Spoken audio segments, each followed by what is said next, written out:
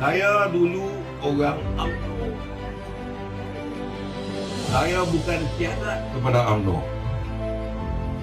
Saya keluar UMNO adalah kerana nak membantu UMNO.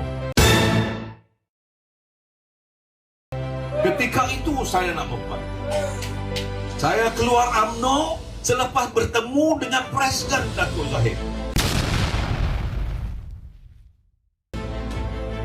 Saya keluar UMNO selepas bertemu Datuk Zahid bersama dengan Datuk Najib. Perikatan Nasional hari ini secara rasminya telah dilacurkan oleh Hamzah. Sebagai ahli Perikatan Nasional, saya amat kecewa dengan Hamzah. Sia-sia sahaja kita menentang parti yang ada kleptokrat dulu. Kini Hamzah mengangkat semula mereka. Lebih kesian, PAS juga diperbodohkan oleh Hamzah.